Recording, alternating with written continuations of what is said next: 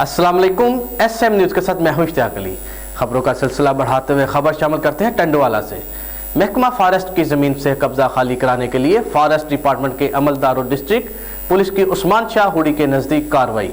130 एकड़ पर मुश्तमिल ज़मीन खाली करा ली, मुतअद्दिद मकानन मुनहदम कर दिए।